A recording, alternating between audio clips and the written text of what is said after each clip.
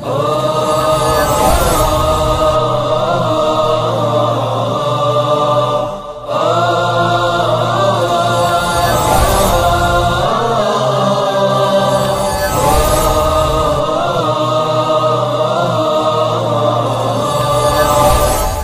الله الرحمن الرحيم. الحمد لله والصلاة والسلام على رسول الله محمد بن عبد الله وعلى آله وأصحابه ومن والاه. أما بعد، خبجمتوتا في هردفتوتا تي في هاملتن متدورين سجنتا خينيا نون والقلمي جر خطا خورنفان ودبسون أديم سنما تلچا خنجرورا هنگت أمور سجنتا خينيات نهردفا جتشون أفرخي ودبسون هجتي بكمساتي ودبسون كارورا في توفتا يوكين ملجرينياتي ودبسون بالچنا سموتي ودبسون أخلاق يوكين ناموس نماس الرئيسة نمني ودبسو عمل قدئ في فقطة إرى فقاتا نمني ودبسو نما قوامسو في قوام فمو إرى نفقاتا نمني كتاب دبسو هنهاتو namni kitaaba dubbisu gosaa fi gandummaadhaan namatti hin dhaaddatu. Namni kitaaba dubbisu diinummaadhaan namatti hin jabaatu. Namni kitaaba dubbisu malaa fi ogummaa jireenya isaa keessatti tooftaalee adda addaati qaba. Namni kitaaba dubbisu gootummaa fi hayyummaa, jaynummaa, qarummaa, ofitti amantummaa fi bilchina sammuuti qaba. Wadubbisuun jijjiirama baay'ee nama keessatti argamsiisa. Wadubbisuun sammuu namaa isa dhiphate namaaf bal'isa. Namni kitaaba dubbisu adeemsa yeroo beeka. Waan dubbisuun jallina irraa gara qajeelumaatti nama jijjiira, ofiifillee ni jijjiirama. Wadubbisuun jireenya gadadoo irraa gara jireenya bal'oo, jireenya gammachuutti nama baasa. بسم الله الرحمن الرحيم. الحمد لله رب العالمين والصلاة والسلام على نبيه الكريم وبعد. سلام الله عليكم ورحمة وبركاته. دعوة تي في عملتان هرس والتدي بنجرة سجنتالي دربان كيستي جاين درججساتي في جاين درججسا في كتابني موتنو نسان والبراك أبني في والراك أب مال فكاتا كنجر لالي توري هرس الردي بني وانا في تقول النجشان. أكما أسندر جنة ربين كن سبحانه وتعالى أفلا يتدبرون القرآن أم على قلوب أقفالها. ورّي ربّت أمني في ربّت أمنين جراجرون ما نساني بك كان جرجتشا. المينما برنوتا بك هدو برتا برنون نجلك أبا ماتي ساتي والرفير رابرت هذا أبار رابرت الثاني نانو رابرت الثاني هواس رابرت الثاني بيجرّا برتا كان سني رانا في مو برنوتا إدلي برتة اتجوتة تجتانا برنوني بفهد دونجرا أكو مجرّو كانت نمني توكو يوجا ساكي سلالن كتاب بهودن دا نمني ندو فولي سا كتاب فولي كي كتاب براتي فولي بولي كتاب براتي ورّي ندورتا وفي ورّي ورابكم كتاب هندا ساني دبسو دندين كتاب براهين وبرجر مو دبسو مسلبادا جتو erga nama dubbisuun hin dhibin, erga biyya lafaa dubbisuun hin dhibin, erga daara duniyaa dubbisuun hin dhibin, erga uumama dubbisuun hin dhibin, erga ardii fi samii dubbisuun hin dhibin, kitaaba lafa jiru immoo dubbisuun hedduu salphaadha jechaadha. Dubbisa kana keessatti waan barbaadnutu jira. Dooriin shabaabaa maal fakkaataa? Yeroo ammaa akkam jirraadha? Dubbisuun qiraa'aan ahadu wasaa'il al-ilm الذي لا يتحقق إلا بها.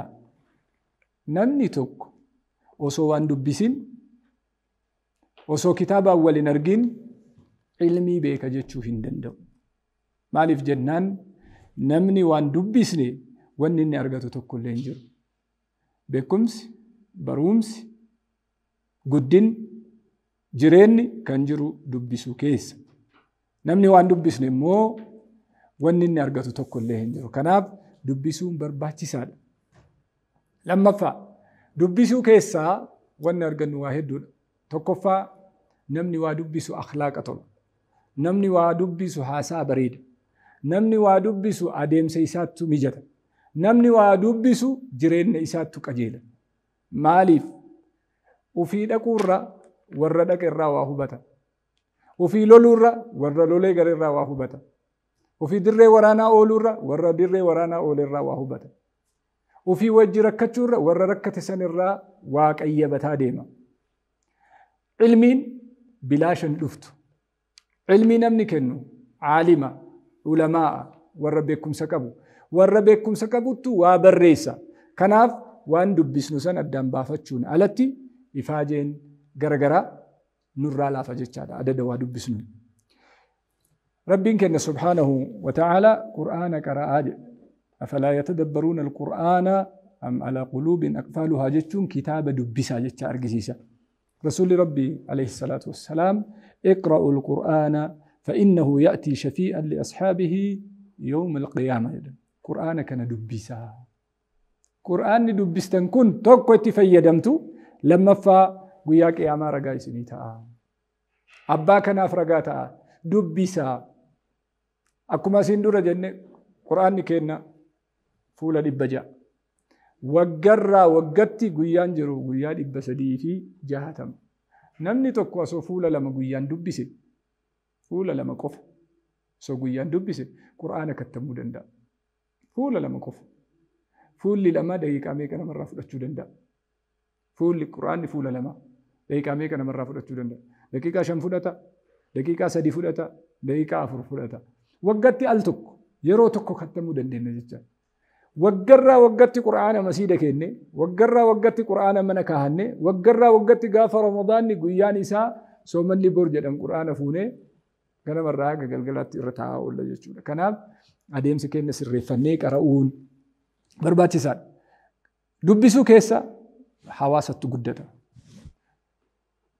دبسو كيسا بيّت تقدّتا دبسو كيسا برنوتة أرقم نمني ندبسني نمني وانقران كتابني بفان جرا كتاب بفان جرو كان رابر بانو جتشان علمين غرغران جرت علمي أكاديمي تودندا علمي ديني تودندا علمي اكتساب مهارات تودندا سبيشاليزيشن غرغرا تودندا وان برادي سيتي نمني كونكولاتا اوفوفو غافو كونكولاتا ارغد ان شاء الله فدرا يور لين قباتين دبيسيت سيري مال جدا بيكوني سبرباچيسات سير مال جدا سير كونكولاتا نكميتو فما كميت دابتا كميت وان براتي مت يو وان برادا علمي مال فكاتي كتاب نكون هندنو حجتمه منكي نجرا جچان كناف علمين برباچيسات علمين برباچيسا وغو جنو قراتي را ارغما دبيسو را ارغما دبيسون وابايف نفيد توك يرو كينا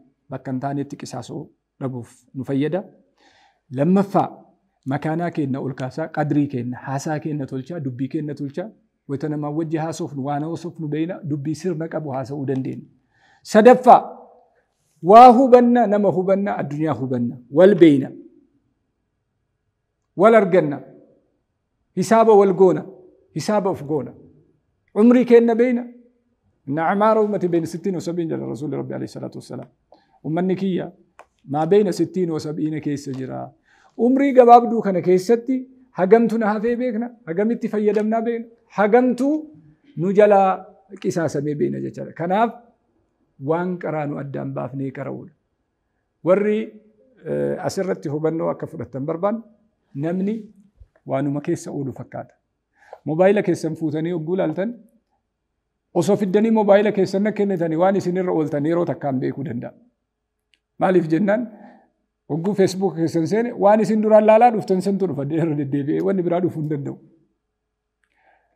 نما تاي سربا دقفتو موبايل إساك كتسايور رافوتن وانا تشبودا جر هندنو سربتو دفدوبان وان برا سر رابر بدن جوجل سينا جتن سربتو دفا يوتيوب جلا سنتن سربتو دفا فيسبوك إسا سنتن سربتو دفا واني هندنو واني سفكاتو دفا جتشان نما ولين أولتو نتيمي إنما كيستي ما ورمو يواجه موبايلك يسن موبايلك يفوتني ولالتن وانا ندبس وانا نرول دقيقة لما ترجعوا لندت نما ديسي ربي ديسي تكنولوجي لو وانا باندلا قسم اترجع نوتيفيكيشن جدني موبايل قبّا وانجرو جرا نوتيفيكيشن إن ميرش كنا إرجم موبايل أبّا فتني يو أسوتن وانا نرول وارجون دندت جتان قرآن ربي كرامو أشرت وين يرجمو وادو بيسمو تكنولوجي لالمو kana hundaa dhiisee waanuma namni itti barreessaa oolu dubbisaa oolamoo maal argaa kan jedhu ifaan ifatti baasee isinii kaa jecha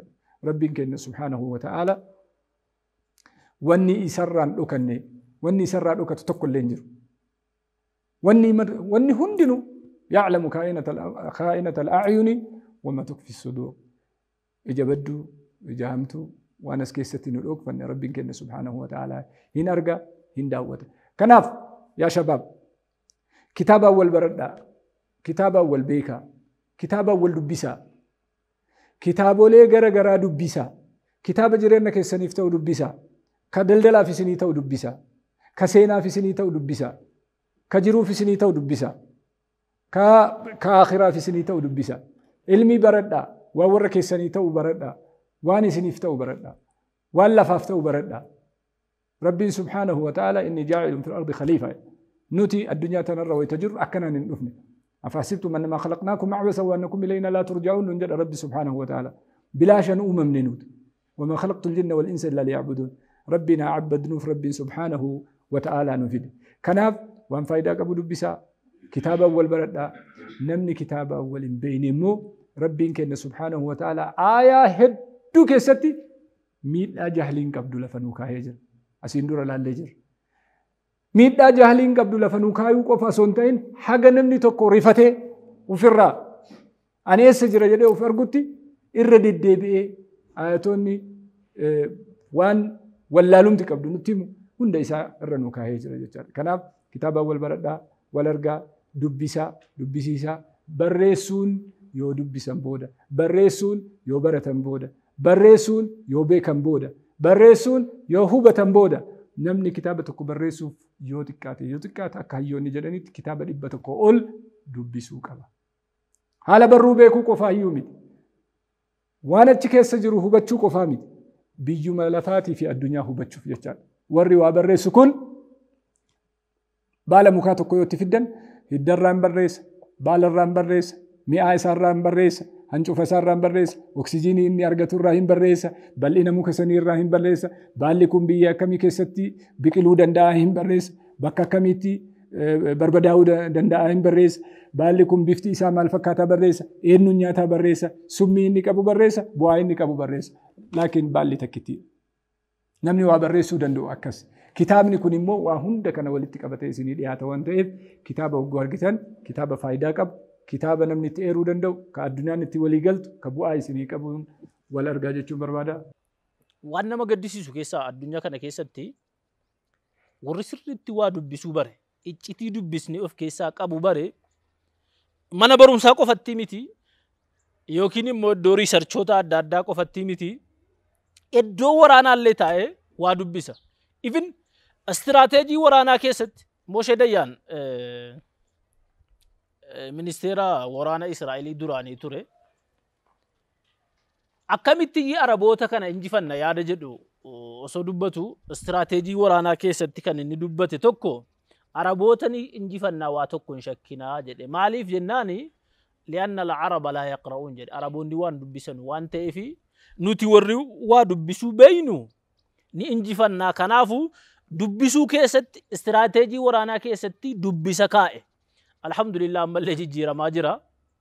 Amma qabatamna amma jiru waan namatti tolutu jira. Uummanni Islaamaa waa dubbisuu jalqabee jira. Biyya keenya keessattis aadaa waa dubbisuu baay'ee gadi bu'aa ture. Garuu yeroo ammaa kana jijjiiramni waan namatti tolutu jira.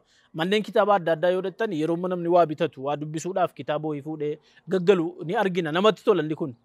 Aadaan duraan ture yeroo tokko daataan funaaname tokko biyyootii dhihaa kana keessumaa Ameerikaatii fi naannoo biyyootii akka Islaamaa biyyootii Arabaa kanas haa ta'u biyyootii Islaamaa walitti qabame yeroo qorannoon geggeeffamu avreejiin nama Ameerikaa tokko namni tokko jechuudha. Hagi inni dubbisu namoota giddugala bahaa kana yookiin naannoo muslimni baay'atuutiin nama 256 madaalaa jedha. Ameerikaan tokko haga nama 256 waa dubbisa.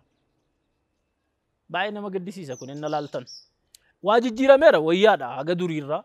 Garuu hamma sagamuu jijjiirame yoo sin jettan yeroo ammaa kanas namni keenya waa dubbisuu dhiisee miidiyaalee adda addaa sooshaal miidiyaa waan kana feesbuuka jedhamu kanaan hedduu biizii ta'ee waa dubbisuudhaa fi waa qorachuurraa dagamee jira. Aadaan kun aadaa jijjiiramuu qabudha. Yoo sirriitti dhaloonni lafaa ka'aaru waa hin dubbifne qaroominni yaadamu sun, jijjiiraminni yaadamu sun, ce'umsi yaadamu sun gonkumaa akka galma hin geenye beekamaadha. Gara biraatiin gaaffiin maal haa dubbifnu jedhu bal'inaan ka'uu isaan mala. Maal dubbifna ree? Maali kan dubbisuu qabnu jijjiiramuudhaaf? Kitaaboleen beekamaan addunyaa kanarratti barreeffamu gosa saditti qoqqoodu hayyoonni waa'ee kitaabarraa haasa'an. Kitaabni tokko kitaaba barnootaati. Barnoota of keessaa qabu jechuudha. Barnoota kan jedhu kan imma mana barumsaa kutaadhaa fi barreeffama sana osoo hin taane xiyyeeffannaan dhumti isaa gosoota barumsa adda addaa of keessatti hammatee ba'a.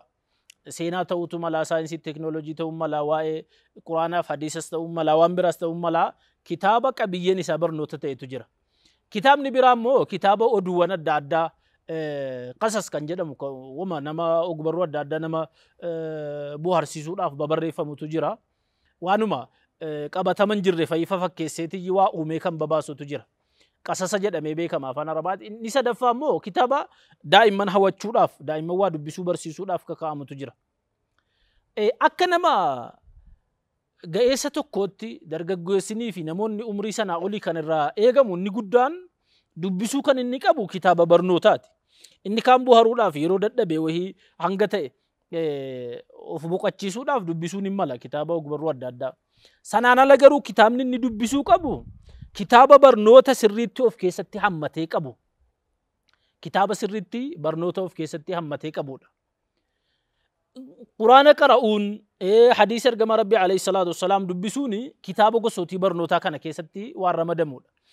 Fakkeenyaaf nama muslima ta'e kamirrattuu kan irraa eegamu kitaaba fedhe isa dubbisu, gosti barnoota isaas kan fedhe haa ta'u, quraanaaf yeroo hanga ta'e kennee qara'uun barbaachisaadha. Akkuma kana hadiisa ergama Rabbiitiif isa alayhi salaatu wassalaam yeroo hanga ta'e kennee hadiisa dubbisuun baay'ee murteessaadha. Baay'ee murteessaadha. Kun gosa kitaabaa kan dubbifamu barnootaa keessatti hammatama.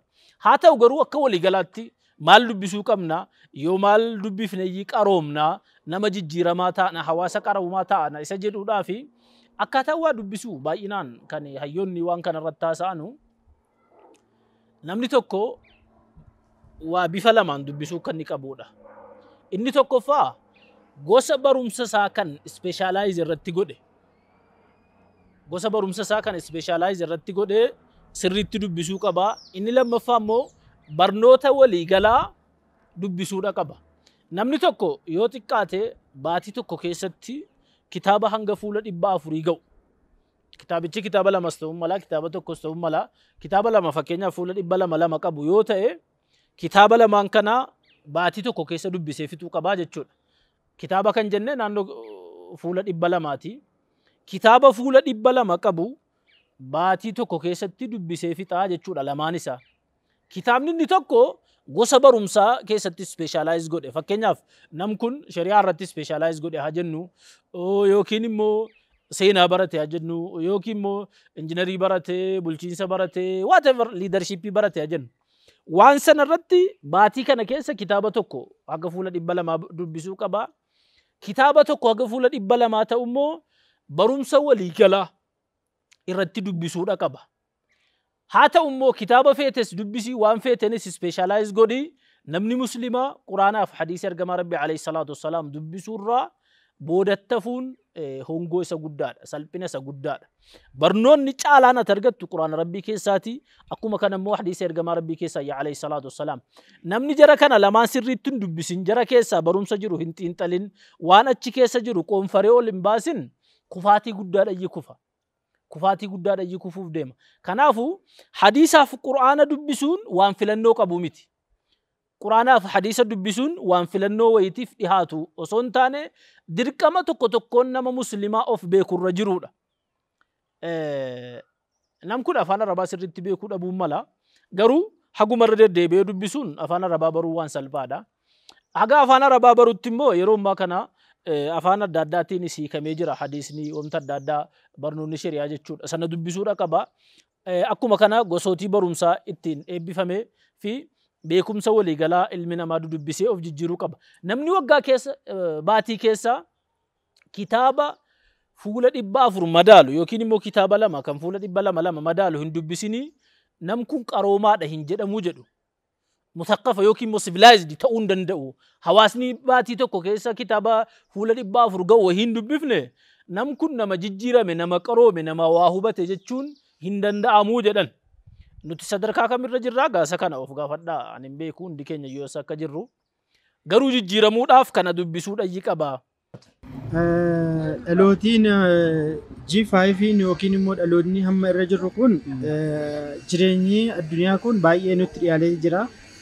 Nutti dhiyaate malee garuu nurraa fagaatee jira.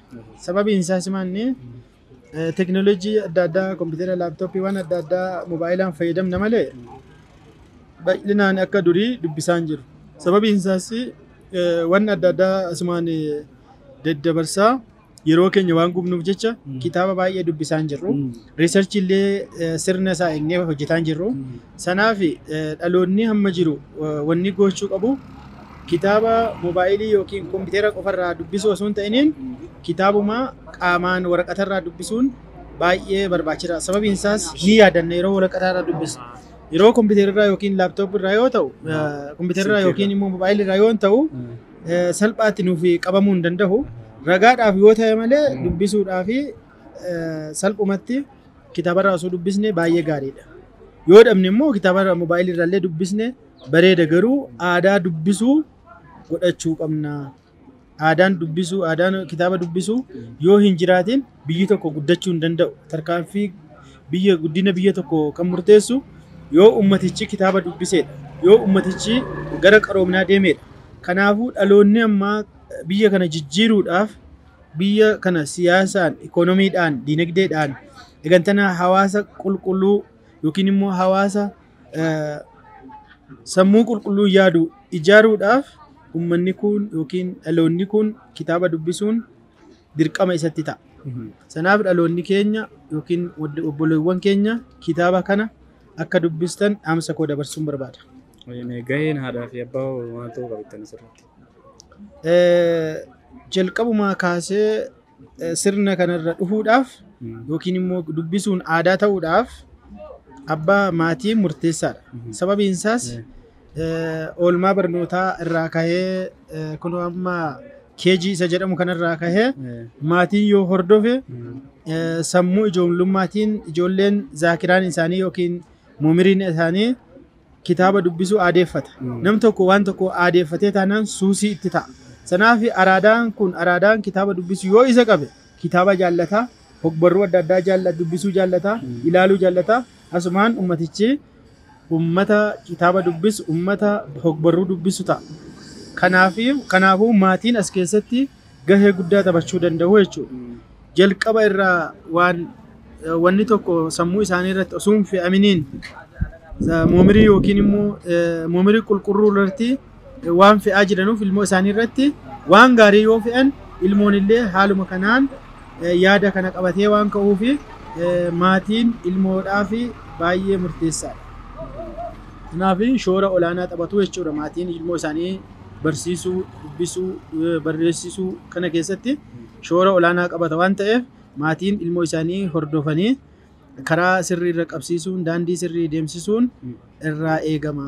Jalqaba irratti maatiin ofii isaatii maatii naamusa qabeessa ta'uu qaba. Haati manaa fi abbaan manaa wal kabajuudhaan eegantanaa nuti akkana deemna jedhanii wal gorsanii ofii isaaniillee sirna qabeessa ta'uu qabani. Eegantanaa ilmoo isaanii ifachuu yookiin rifachiisuu yookiin rukutuudhaan osoo hin taane jajaa haala qabeessa ta'een kennuu danda'uu qaban. Kanaafuu ilmoo isaanii haala jaalalaan haala ilmoo isaanii simachuu danda'aniin akhlaaq akkasii yookiin immoo amala akkasii akka horatan gochuudha jalqaba irratti. Itti aansee immoo isaanirraa baratu waan ta'eef maatiin illee kitaaba dubbisuu qaban.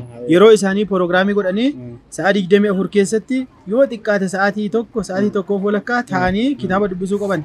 Maaliif achirraa isaan illee koppii waan godhataniif jecha maatiin kitaaba dubbisuun ijoolleedhaaf immoo fakkeenya tahaa jechaadha. Sanaafuu barbaachisaadha maatiin dubbisuun Dhumarratti dhaamsi qabda jira.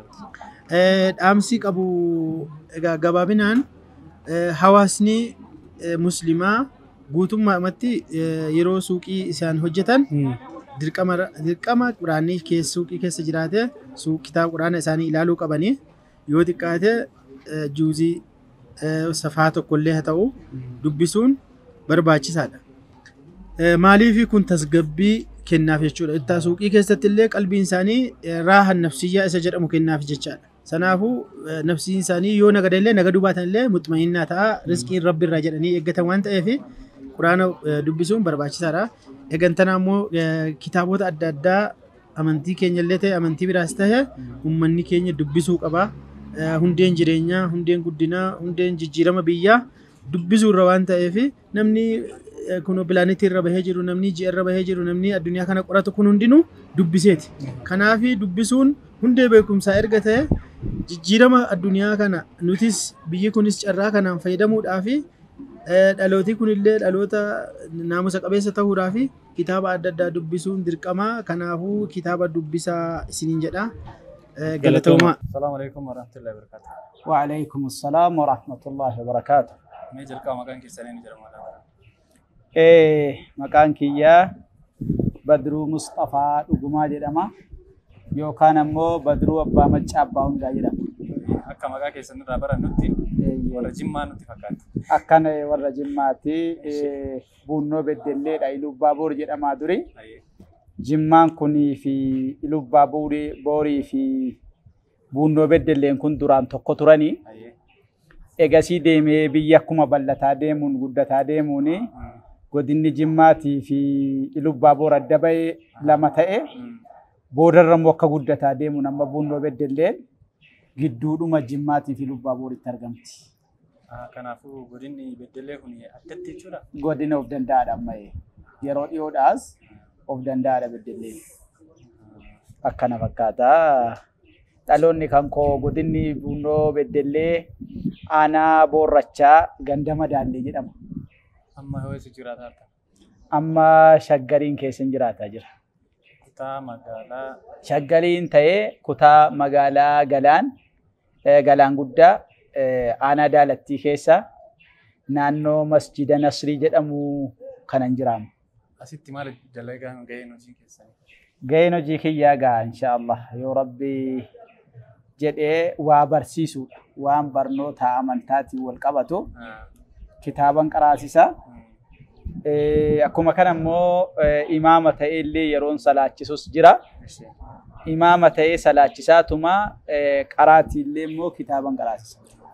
بسم الله الرحمن الرحيم الحمد لله رب العالمين وصلى الله وسلم على نبينا محمد وعلى آله وصحبه أجمعين أما بعد دروتو سجنتا كيت تنقليني إرجانا دبر فتو تقطو جرا إرجانا دبر فتو نحمد الله تعالى على ما من علينا من نعمة الإسلام ربي نعمة إسلام ما نطولي ربي كين يقلتي فنك قبل كل شيء إيجا ربي كين يقلتي فنك هانيمو akka hawaasa muslimaa tokkotti akka nama barnoota amantaa islaamaa barsiisuu tokkotti dursee akka namaatti ani isin galateeffachuun barbaada. Isin miidiyaa Hamiltan. Miidiyaan Hamiltanii wanni ani isin galateeffadhuu fi waan guddaa keessaa waa tokkon xiyyeeffadha. Wanni an xiyyeeffadhu sun maali yoo jettanii hawaasa keessan hawaasa muslimaa qofa osoo hin taane hawaasa namummaadhumaaf akkasiin kabajanuun arga yeroo baay'ee. Hawaasa kana namuma ta'uu isaatiif kabajju. Akkuma Rabbi Quraana keessatti walaqad karramnaa banii Aadama jedhu kana isinillee ilmi namaa kabaja isin biratti qabaachuurraa laga buutanii bakka konkolaataan deemu dhaqxanii achitti konkolaataan ala isiniin dhaabbatu irraa buutanii mootarii barbaaddattanii bakka mootarii ammoo isin didetti fardi isinii barbaadame bakka fardi ce'uu dadhabetti lafoo deemtanii ceetanii rooba keessa dhaabattanii wayitaa xilaan miidiyaa keessan irra qabame namni miidiyaa keessan irra xilaa qabe daggala keessa deemtanii hawaasa keessan suuqa keessaa hawaasa silaa dandeettiin isaa dhaabba'ee addunyaatti waa ibsachuu utuu hawwii qabuu dandeettiin qabne waytasin deemtanii haala kanaan fiddanii nutti dhiyeessitanu foddaa TVtiin waytan argu akka nama tokkotti gammachuun keessan bareechee natti dhagahama. Isinin galateeffadha jechuudha. Isin hojjettoota miidiyaa kanarra hojjettan kaasatan miidiyaa Hamilton. Eegan akkana jedhee immoo dhumarrallee dabarfatama ture an jalqabumarra wantan dabarfadhu miidiyaan kun miidiyaa hawaasaa ta'uu beekee hawaasni muslimaa kaasatan miidiyaa Hamilton bira dhaabachuu wanti jedhamu waan namni namatti himu ulamaan namatti himu daa'in namatti himu osoo hin taane waan abbaan ofitti himutu ta'e. Isinis hawaasa keessan itti fuftanii akkanumatti akka jabeessitan hawaasni keenya sammuu beekee mana ofii ijaaru diinii ofii ijaaru akka ta'e beekee Hamiltoniin biratu dhaabate ergaan koo guddaan isa kan wama meeqaafu waa tokkoof miti waa lamaaf miti wama meeqaafu kana galata koo keessan bahee kana jedhee inshallah gaafii keetti fufta. Ayyee gaafiin kitaaba waa'ee kitaaba dubbisuuti. Marhaba. Jalqaba irratti kitaaba dubbisuun maal nama fayyadaa qaba? Maashaallah kitaaba dubbisuun bu'aan guddaan isaa ka'umsi sochii kamiyyuu waa dubbisuu irraa ka'a. Gabaabaatti gaafan sitti himu maal jedheen ibsa yoon jedhe nama gadi jedhee laalee dubbisetu ol ka'ee dubbachuuf hojiitti jijjiiruu danda'a. Mata waa dubbisuuf dura mataatu gadi jedha. Ol jedhamee gara oliitti dubbisuu dura mataa gadi jedhee dubbisa. Egasii ol ka'ee hima waan san. Akkanattan ibsa waa dubbisuu. Egasii immoo ka'umsa bu'aa waa dubbisuudha Rabbumatu nuu ibse. Rasuula Rabbiitti alayhi salaatu wassalaam Jibriil gaafa gaara hiraatti dhufu mee akkatti salaattu beektaa ka'ii salaatiin agarsiisin jenneen. Rabbumaan immoo beektaa jalqabarraan jenneen. Gaafuma jedhu iqra maqaa dubbisuutiin jalqabe. Maqaa dubbisuutiin jalqabuu jechuun namni tokko ga'umsa kamiinuu ga'ee beekamuuf dubbisuu irraa ka'a. Isa kanaafi waa dubbisuuni akkuma ulamaan islaamaa min al-mahdi kalloo irraa ka'ee gaafa arrabni dubbachuu jalqabu irraa ka'ee ila al-lahdi amma qabrii gadi seenutti waa barachuun laazima akkuma ulamaan islaamaa jedhan. Barnoonni hasriin isaa ibsamuuf yoon irraa waa gaggabaabsee dubbadhe malee hasriin qabu. Waan daangessanii waa tokko keessatti fixanuu miti.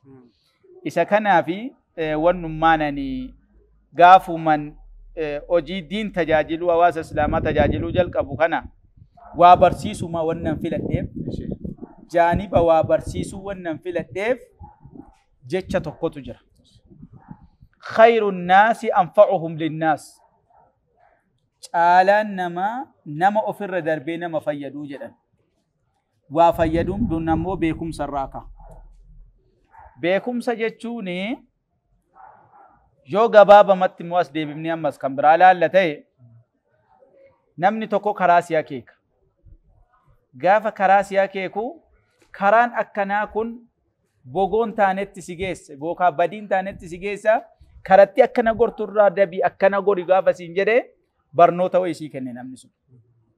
Waa baratteetu waan sana qabattee kaate jechuudha. Barnoota jechuun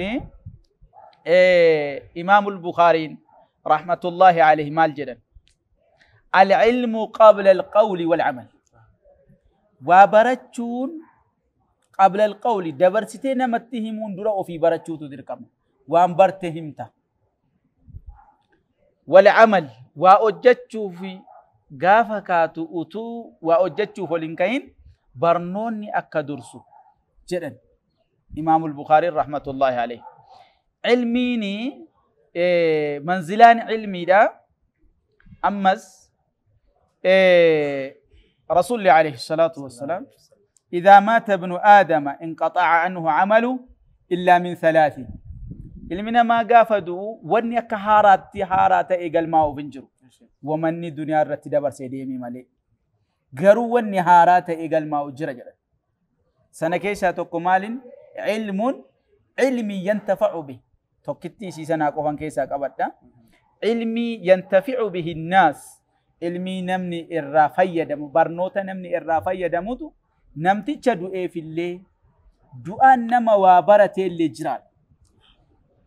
دعاء نما وابرته خيركم أمو خيركم من تعلم القرآن وعلمه caalaan keessan nama qur'aana rabbii baratee barsiise jedha rasuul alayhi salaatu wasallam kun caalaadha duneematti nama caala aakhiraatti immoo izaa maata ibnu aadama inqaxa'a jenneemi illaa min salaasin sadii keessaa tokko malee sana keessa ilmiin yuntafa'u bi atamma waa barattee kaateetu waan barsiifte kana hawaasa kee nama tokko dabarsiteetu duuta qaamni ni fi ruuhii wal gadhiisuun hinaafu namni duniyaa irra jiru du'aaf dhufne alati duutu guyyaa tokko taa'amee maal jedhama mucicha gaafa sana kalimaa akkanaa ni nattime rabbi rahmata godhuufi jedhee dabarsee namni hima atamma ilmiin kiyaafe jechuudha kanaafi namni ilmii qabu yoo du'ellee inni jiraata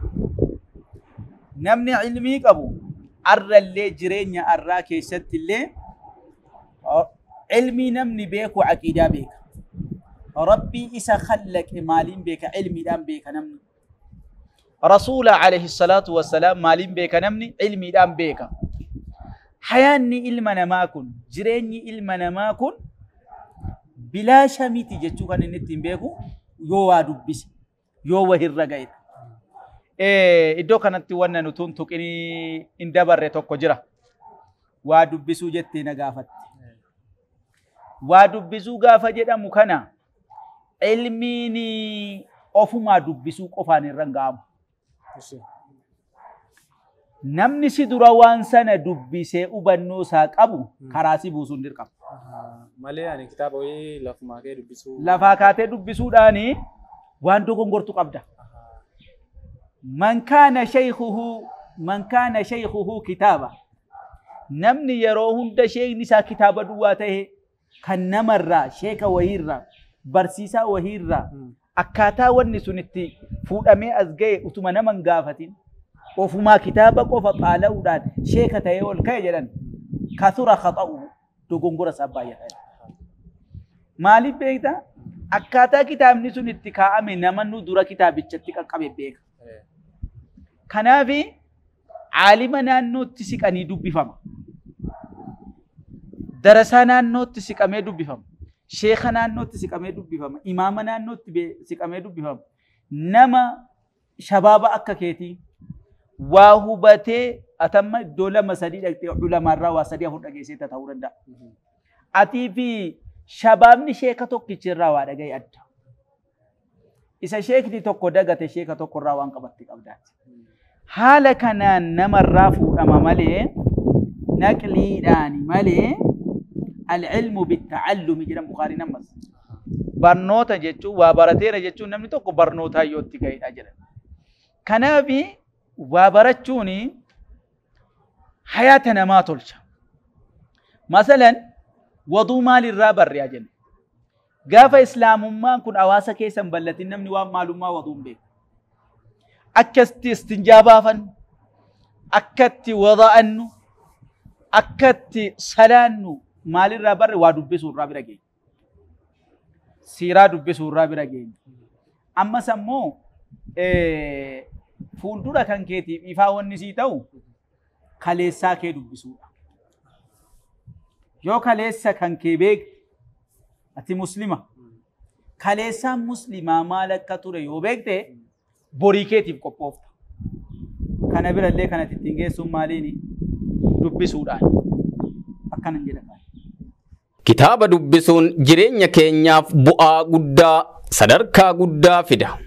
Namni waa dubbisu maaliif akka biyya lafaa kana irratti uumame ni hubata. Maaliif akka uumame beekuudhaaf waan Rabbiin subhaanahu wa ta'aalaa Qur'aana keessatti dubbate yoo dubbifne beekuu dandeenya. Allahan subhaanahu wa ta'aalaa Qur'aana isaa guddaa keessatti akkana jedha. وما خلقت الجن والإنس إلا ليعبدون هي كان إساس أكنا المناماتي في جنوتا ربي تأمنا إبادة داف نجد الله سبحانه وتعالى كايون نتبي الدنيا خنا إرت أمنف رب خبا باسني رب توكيشوم سني أكا إسان جبرني فجد الله سبحانه وتعالى رب توكيشوم سو يوكين إسا قفا جبرو جتشون إسا ولين وان جبرمو توكل إسا تدبلو ديسودا inni kun tawhiida ibaadaadha jedhama. Tawhiida ibaadaa jechuun gosoota gabbartii hunda akkaaf bakka maratti rabbi qofaaf taasisuudha. Har'a biyya addunyaa kana irratti maaliif akka jiraannu yoo beekne eega duunee booda eessa akka deemnu beekuu dandeenya. Kana kan nuti beekuu dandeenyuun yoo waa dubbifne qofa. waa dubbisuun muslimtoota biratti keessumattuu qur'aana rabbii qara'uun karaalee adeemsa samaa'iitiin walitti hidhata. waa dubbisuun rabbi waliin wal si barsiisa. waa dubbisuun nabiyyoota rabbii yookiin ergamtoota isaa si barsiisa. waa dubbisuun seenaa ummatoota durii fi ammaa kan gara fuula duratti illee argaman hunda si barsiisa. namni muslimaa yeroo qur'aana rabbii qara'u yookiin waa dubbisu dubbisni isaa yoo rabbiif jecha ta'e ajrii yookiin mindaa guddaa galata rabbi irraa argata. haa dubbifnu haa hubannu. warra waan dubbis irraa fayyadamu rabbiin nu haa taasisu. igaan kabajamtootaa fi hordoftoota TV Hamilton sagantaa keenya nuun wal qalamii kutaa 11ffaadhaan hanga walitti deebinutti wassalaamu alaykum wa rahmatullaahi wa barakaatu.